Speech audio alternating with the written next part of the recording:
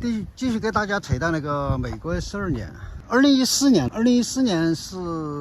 我到美国的第3年。很多人说那个第1年是豪言壮语，第2年是什么语了？第3年就是不言不语了。但是我也没什么不言不语，因为所有的一切都按照我的一个发展、一个布局在往前推进，这个是非常非常重要的。因为人生那个目标不可能一蹴而就。那么2014年，我们完成了3栋房子的一个交易，其中最贵的一栋房子是210万美金成交的。当时这个房子开价是180万不到，直接加30万进价，加了30万成交的。实际上当时那个还是经验不丰富，像今天的话，我们去翻这个底牌就不会直接可以出一个价格了，就可以把底牌翻出来。因为你只要有现金交易，在美国一出一些其他的一个条件，那么就能够拿到比较好的一些机会，或者说在交易当中掌握着一些优势。当然这个东西都有个过程，这个交易也是一样的，有个过程。14年完成了3笔交易，整个实现了将近300万美金的一个交易。这个对一个菜鸟来说已经非常不容易了，所以说还是非常知足的。2014年我写的文章啊，因为在网上在持续的不断的发酵，很多人通过那个文字，通过论坛那个文字，在关注着我在美国的一个发展。某种角度上来说，也是他们的未来在美国发展的一个预言，所以得到很多的一个关注。文字的一个持续的一个发酵，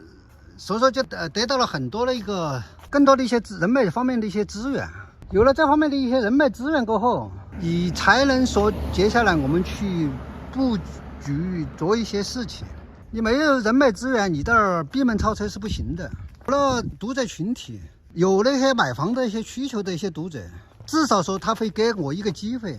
会和我去做一些交流。当然早期因为大家都知道我是一个菜鸟，找我买房的坦白说胆子是比较大的。当然真正的那个时候找我买房的那些客人，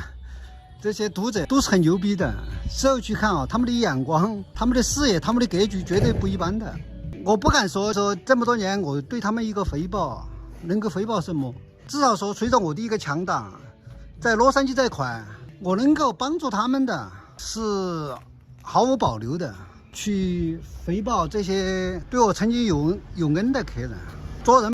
滴水之恩涌泉相报，这个是我做人的一贯原则。这个人你是装不了的，特别是在自媒体现在的环境下，你要去装逼，你要企图去蒙骗，基本上是没有可能了。因为现在谁傻了？没有几个傻的，特别是来美国的哪儿有傻的？所以说我从内心是非常感激这个时候这些客人对我的一个照顾，这个是真正的来帮我。因为我对他们而言，那个时候不是有多高的一个价值，而且坦白说是没有价值，但是他们愿意来照顾我的生意，对不对？来扶持我的一个发展，这对我来说那是另外一回事情了。他们我整个的一个事业发展，对我整个一个信心的一个树立，都起了非常大的一个作用。这就是人呢，很多时候愿意去锦上添花，但是雪中送炭的人很少。那么像我的事业在这种初始进步开始阶段，能够来照顾我的生意，就是雪中送炭。所以这些客人我都会记一辈子的。而实际上这些客人和我今天的关系都还是非常不错的，像家人一样，在异国的土地去相处，都是因为他们在让我的整个一个在美国的一个新的一个起点能够有一个良好的一个开端。如果没有他们，你将非常艰难。传统的一些模式都是打广告去招揽客人，实际上这个是非常非常困难的，很难成交的。我通过文字来找到我的客人都是非常的忠诚，我不敢说100%忠诚，80%、90%都是非常的忠诚。因为我们这个行业前期你要付出很多努力，要成交了过后你才有收益，没有成交，那么你前期的所有的付出都是白白付出的，这就是我们这个行业的一个特征。但是有了这些忠诚的一个客人，雪中送炭的这些客人，所以让我的付出没有白付出的，基本上我的付出都是得到了一些回报，非多非少。因为才开始，我对那个回报我从来不计较，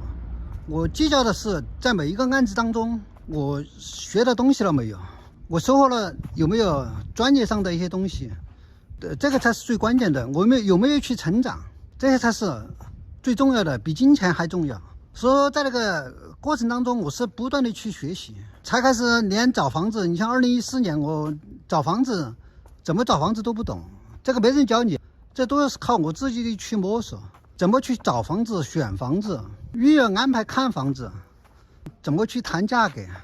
去寻找好的一些区域，这都要学习，完全是从头来学。但我的性格一直在强调，我性格是比较刚的，比较刚和硬，有好的一面，有不好的一面。好的一面在逆境当中基本上是打不垮的，打不死的。不好的一面，这个性格不是太讨人喜的。我知道，因为太刚太硬的人，他的性格不讨喜。但没办法，这就是上帝给人一长就给人一短，这上帝操人就是这样操的，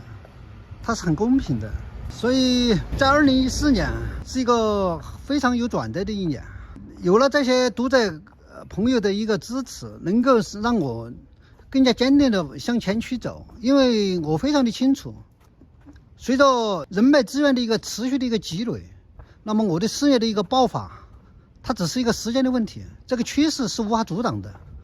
这个是非常非常重要的。